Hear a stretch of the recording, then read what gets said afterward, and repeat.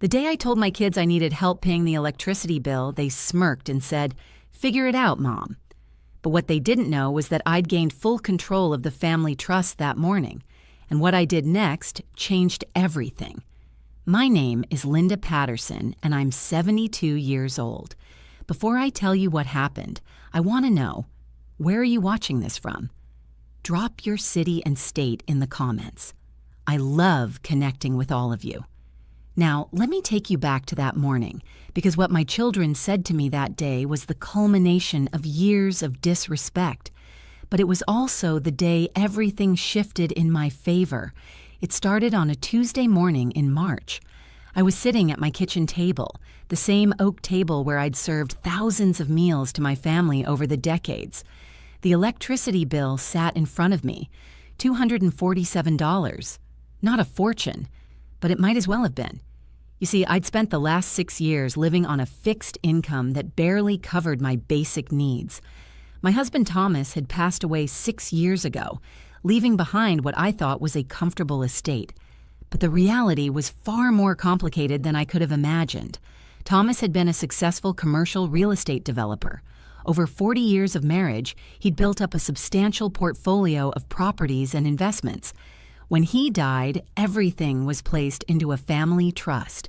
The trustee was supposed to manage it for the benefit of our family, specifically to provide for me in my retirement, and eventually pass to our 3 children, Michael, 45, Sarah, 42, and David, 39. But here's what I didn't know when Thomas died. The trustee he'd appointed was his business partner, Frank Morrison, and Frank had his own ideas about how that money should be managed.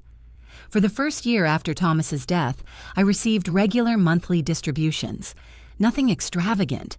$5,000 a month, which was enough to cover my mortgage, utilities, groceries, and medical expenses with a little left over. I thought that was how it would continue. Then the distributions started getting smaller.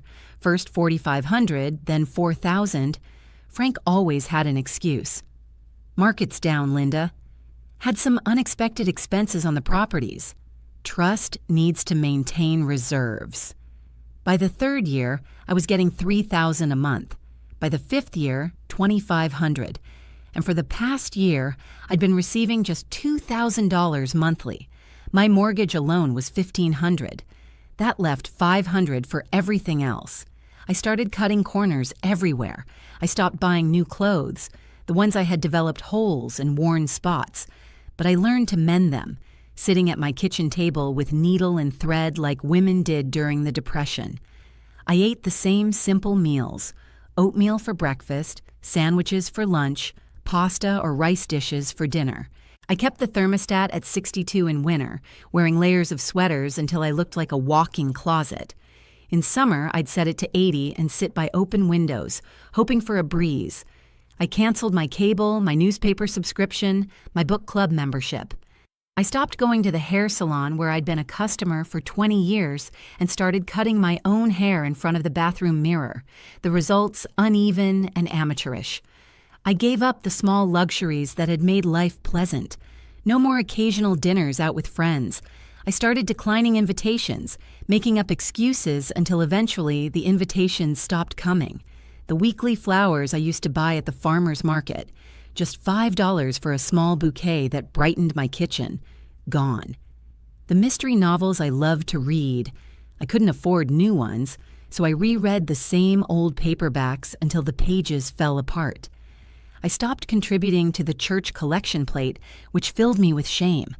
I couldn't afford birthday gifts for my grandchildren, so I baked cookies and wrote heartfelt cards, pretending that was my choice rather than my only option. I learned which grocery stores had the best sales, clipping coupons like my mother had done in the 1950s. I ate a lot of rice and beans, a lot of peanut butter sandwiches. I bought store-brand everything. I rationed my medication, taking pills every other day instead of daily, because I couldn't afford the co-pays for refills. My arthritis got worse without consistent treatment. But what choice did I have? But it still wasn't enough. Medical bills were piling up. I needed a root canal but couldn't afford it, so I lived with the pain, taking over-the-counter painkillers and praying the infection wouldn't get worse. My car needed new brakes. I could hear them grinding every time I stopped, but the mechanic quoted me $800, so I just drove carefully and prayed a lot. The roof was leaking in 2 places. I put buckets down when it rained. The washing machine made terrible noises but still worked, so I ignored it. And now I was short on the electricity bill. So that Tuesday morning, I decided to call my children. I called Michael first. He's a corporate attorney in Manhattan, lives in a penthouse on the Upper East Side. His wife, Jennifer, doesn't work. She spends her days shopping and lunching with her friends. They take 3 or 4 luxury vacations a year. "Mom, it's 7:30 in the morning," he said when he answered. "I'm getting ready for work." "I know, honey. I'm sorry, but I have a problem. My electricity bill is due today and I'm a bit short. I was wondering if you could help me out with $250. I'll pay you back next month when—" "Mom!" His voice was sharp. "We've talked about this. You need to learn to budget better. Jennifer and I have our own expenses. The kids' private school tuition is due. We can't keep bailing you out." "Keep bailing me out?" I'd asked him for money exactly twice before in 6 years. Once when my refrigerator died and once when I had an emergency dental expense. "Michael, I'm not asking for much, just enough to—" "I have to go, Mom. Talk to Frank about increasing your distribution. That's what the trust is for." He hung up.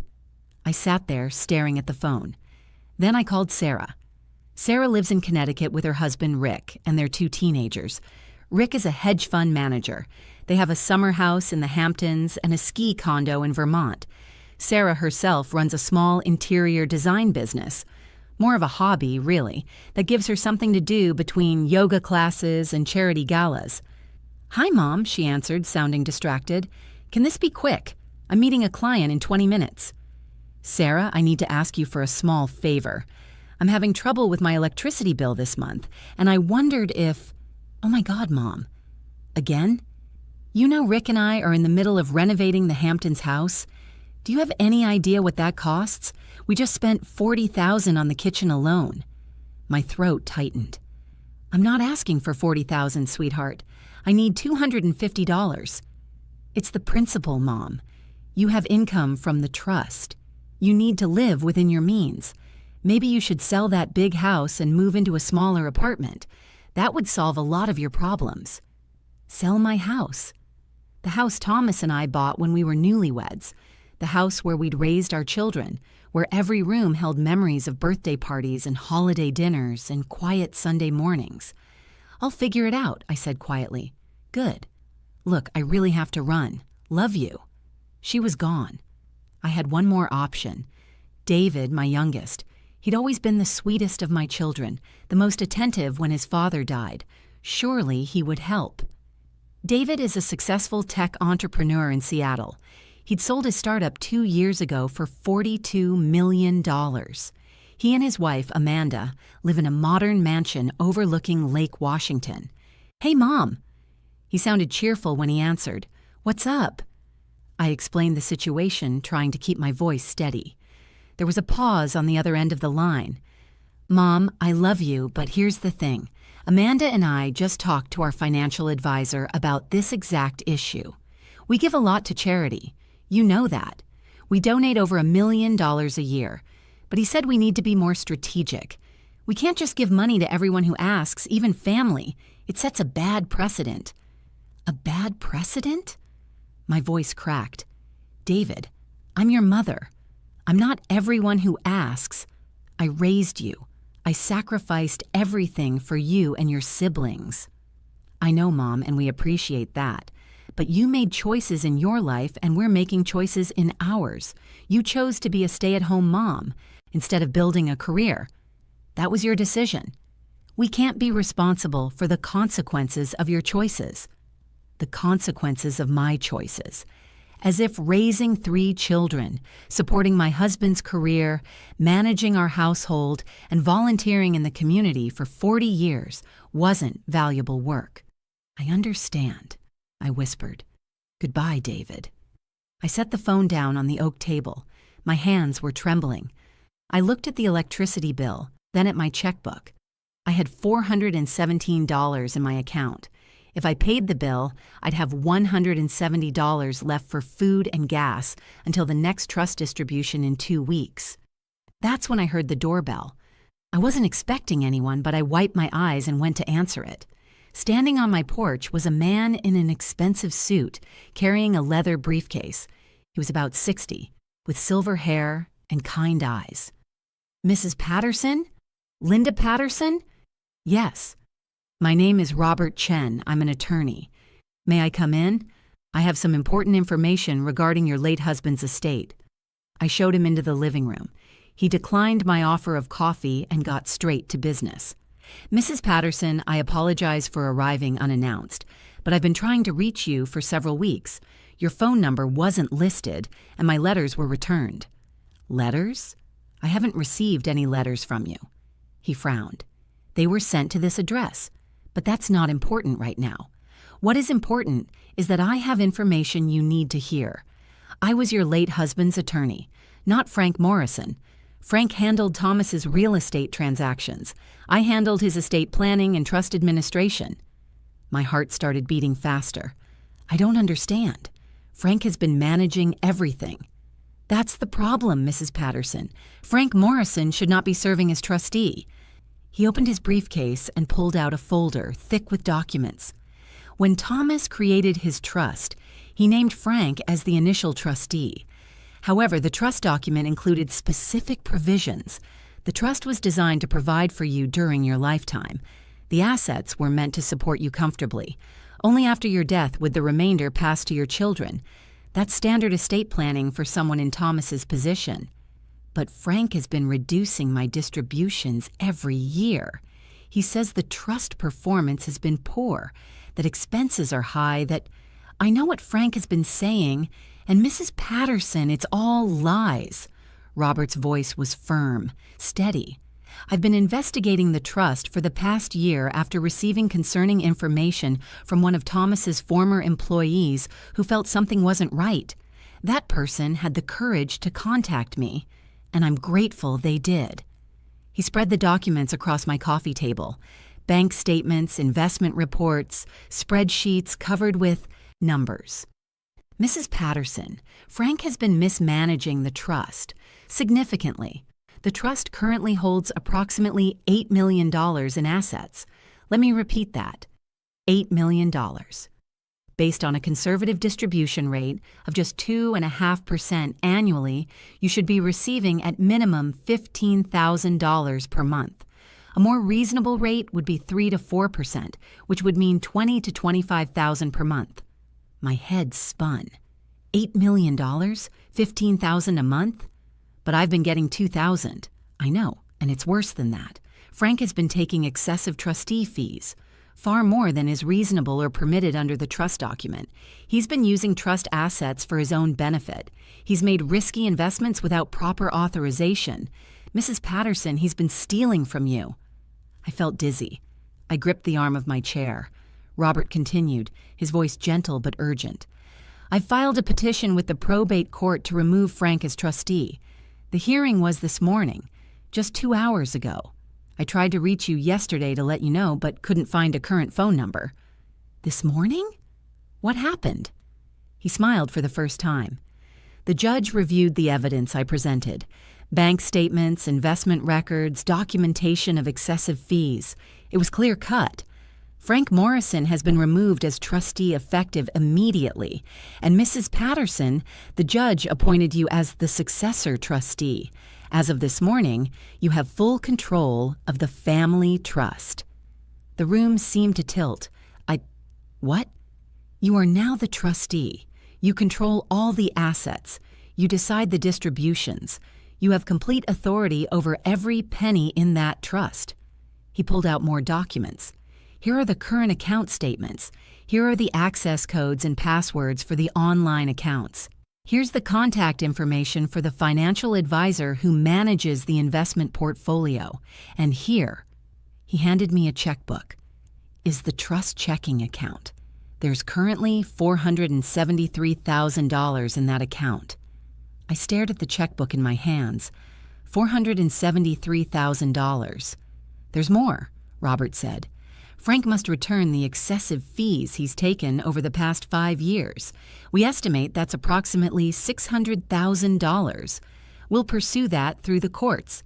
Additionally, you can now set your own monthly distribution at a reasonable level.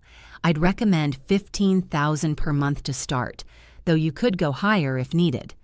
I couldn't speak. 6 years of struggling. 6 years of eating cheap pasta and wearing worn-out shoes and keeping my house cold in winter. 6 years of being told there wasn't enough money, and all along, there were millions. Robert stood up. I'll let you process all of this. Here's my card. Call me anytime if you have questions. The financial advisor's name is Patricia Reynolds. She's excellent, and she had no idea Frank was stealing from you. She'll help you manage everything going forward.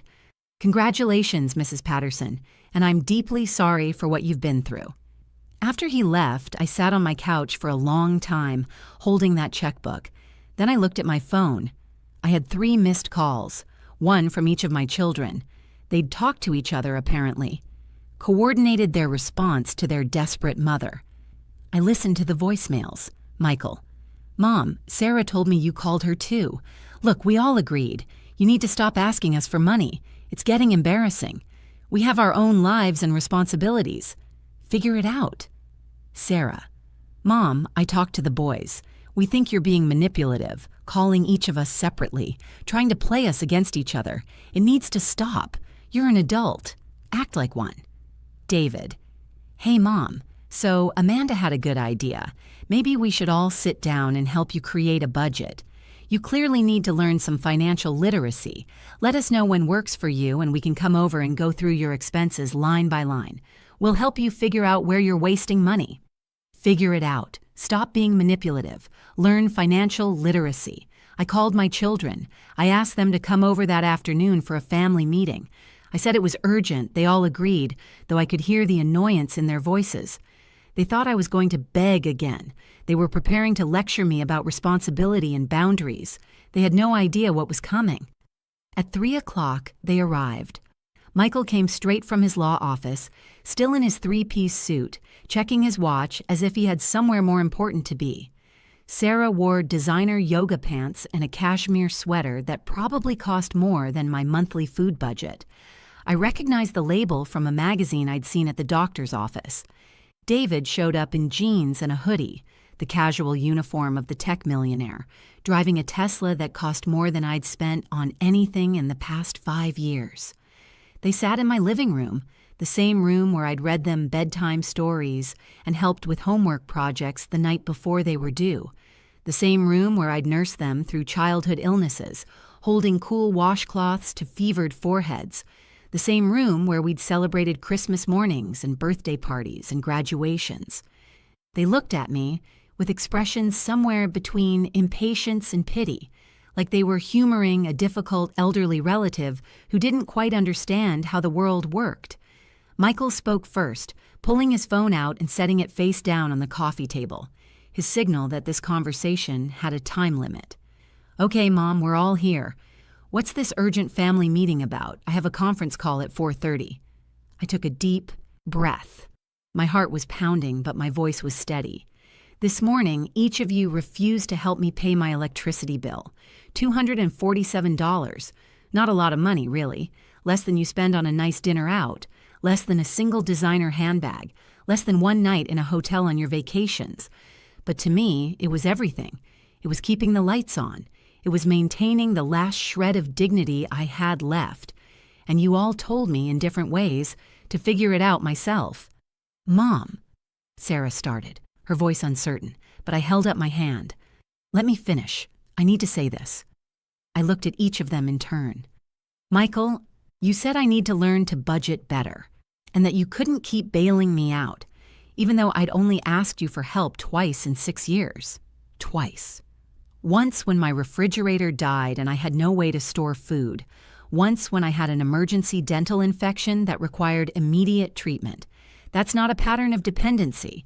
That's a mother asking her successful son for help in genuine emergencies. Michael opened his mouth to speak, but I continued. Sarah, You told me I should sell my home and that you couldn't help me because you're renovating your summer house. Your summer house, a luxury home you visit maybe 6 weeks out of the year while your mother was struggling to afford electricity in the only home she has. And David, my voice caught slightly. You told me that I need to face the consequences of my choices. The choice to raise you instead of building a career. David's face had gone pale. The choice to raise you, I repeated, as if the 40 years I spent caring for this family, supporting your father's career, volunteering at your schools, driving you to soccer practice and piano lessons and birthday parties, as if all of that was worthless, as if being your mother was a foolish decision I'm now being punished for. They had the grace to look slightly uncomfortable. What none of you knew is that this morning I also had a visit from an attorney. Your father's attorney. The real one, not Frank Morrison. Now I had their attention. It turns out that Frank has been stealing from the family trust for years, taking excessive fees, using trust money for his own purposes, deliberately minimizing my distributions. The trust actually contains $8 million. I should have been receiving $15,000 to $20,000 per month. Instead, I've been getting $2,000. Michael's face went pale. Sarah's mouth opened slightly. David leaned forward in his chair. This morning, a judge removed Frank as trustee, and the judge appointed me as the new trustee. I paused, letting that sink in. As of this morning, I have complete control over the family trust. Every asset, every investment, every dollar. The silence in the room was absolute. Your father set up this trust to provide for me during my lifetime. Only after I die is the remainder supposed to pass to the three of you. That was always his intention, to make sure I was taken care of first. Michael found his voice.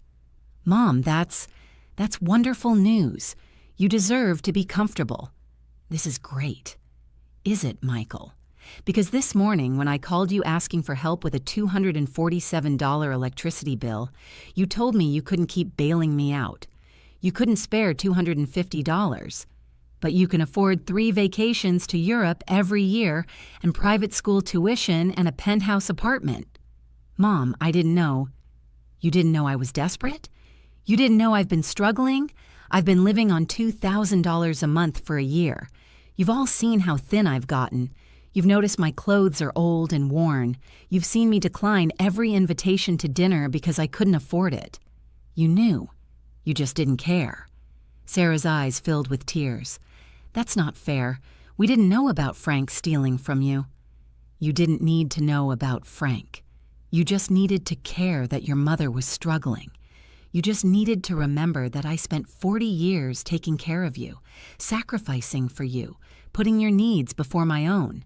And when I finally asked for help, not much, just enough to keep the lights on, you all told me to figure it out.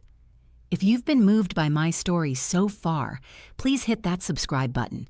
I share real stories from real women, and your support means everything. So here's what's going to happen now, I continued.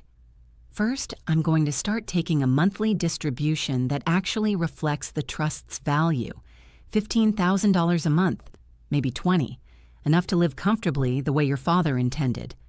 That's completely reasonable, David said quickly. You should take whatever you need. I'm not finished. Second, the trust document gives me discretion to make distributions to you 3 during my lifetime if I choose. If I choose.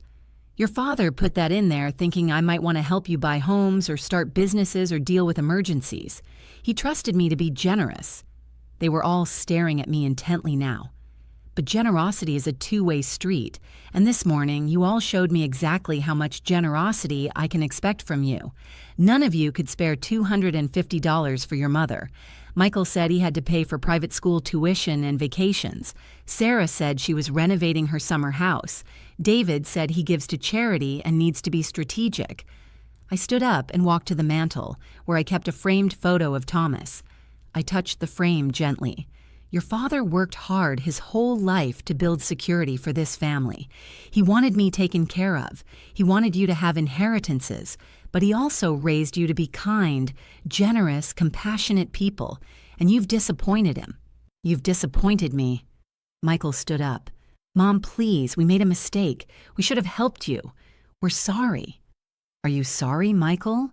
Or are you sorry that it turns out I control your inheritance?" His face flushed red. Sarah was crying now. "Mom, we love you. We were thoughtless, please." "Here's my decision," I said. "The trust will continue to exist. When I die, whatever is left will be divided among the three of you, as your father intended. But until that day, I am not giving any of you a single penny from this trust. Not for down payments, not for tuition, not for business ventures, nothing." "Mom," David started. "I'm not finished. You all have successful careers. You all make good money. You don't need help from me, and frankly, you don't deserve it. Not after today." "That's vindictive," Michael said, his voice hard. "No, Michael. Vindictive would be changing the trust to leave everything to charity, which I have the power to do as trustee. I'm not doing that. I'm honoring your father's wishes that you eventually inherit, but I'm also honoring his wishes that I be taken care of, something none of you seem to care about this morning." Sarah wiped her eyes. "I understand. We hurt you. We failed you. We're sorry." "I appreciate the apology, Sarah. But apologies don't erase the fact that when I was at my lowest point, struggling to keep the electricity on, my own children couldn't be bothered to help. They smirked and told me to figure it out." I walked back to my chair and sat down. "There's one more thing. You all suggested that I sell my house, move into a smaller apartment, give up the home where I raised you, where every corner holds memories of your father. Well, I've made a decision about that too." They waited. "I'm keeping this house. I'm going to renovate it. New kitchen, new bathrooms, new roof. I'm going to make it exactly what I want it to be. And I'm going to live here comfortably for as long as I'm able. This is my home, and your father bought it for me, and no one is going to pressure me to leave it." Michael's jaw clenched. Sarah looked at the floor. David seemed frozen. "Now," I said, standing up, "I think this family meeting is over. You all have lives to get back to, tuitions to pay, summer houses to renovate, financial advisors to consult." They got up slowly. Sarah approached me, reaching out to hug me, but I stepped back. "Not today, Sarah." She nodded, tears streaming down her face. At the door, David turned back. "Mom, I really am sorry. I was awful to you. What I said about the consequences of your choices, that was cruel." "Yes, David, it was. Is there anything I can do to make this right?" I looked at my youngest son, the little boy who used to crawl into my lap when he had bad dreams, who used to bring me dandelions from the yard and call them beautiful flowers. "You can learn from this," I said quietly. "You can remember that money isn't everything, that family matters, that the people who love you and sacrifice for you deserve your respect and kindness. You can be better." He nodded, his eyes wet. "I will be, I promise." After they left, I sat in my quiet house. I thought about calling my friend Barbara, telling her everything, but I didn't. I just sat there, holding that trust checkbook, feeling something I hadn't felt in years. Not triumph exactly, not joy, just peace. The next morning, I paid my electricity bill. Then I made an appointment with Patricia Reynolds, the financial advisor. She was wonderful, horrified at what Frank had done, eager to help me understand and manage the trust assets properly. I increased my monthly distribution to $18,000. I hired a contractor to renovate my kitchen. I bought new clothes. I went to the dentist and got that root canal. I started buying fresh flowers every week again. And I started donating to charities that help older women in financial distress, women who'd been taken advantage of, women struggling to maintain their dignity and independence. $1,000 a month to a local women's shelter, another $1,000 to a legal aid organization that helps seniors fight financial abuse. It felt good to turn my pain into something that might help others. My children tried to rebuild the relationship. They called weekly, visited monthly, they sent flowers on my birthday, they were attentive and apologetic, and gradually, over time, I softened toward them. Not because they deserved forgiveness, but because I deserved peace.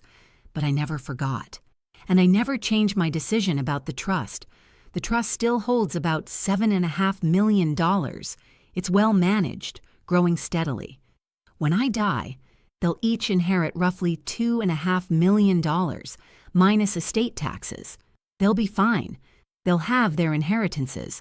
But they'll never forget the day they told their mother to figure it out, the day they chose luxury over compassion, the day they learned that sometimes the person you underestimate is the one holding all the cards, and they'll never forget that their mother, the woman they dismissed, the woman whose sacrifices they devalued, the woman they couldn't spare $250 for, had more dignity, more strength, and more power than they ever imagined. That's my story. That's the day everything changed. And you know what? I sleep better now than I have in years. Not just because I don't worry about money anymore, but because I stood up for myself, because I refused to be dismissed and disrespected by the very people I'd given everything to raise. Sometimes the best revenge isn't revenge at all. Sometimes it's just living well, on your own terms, with your head held high. And that's exactly what I'm doing.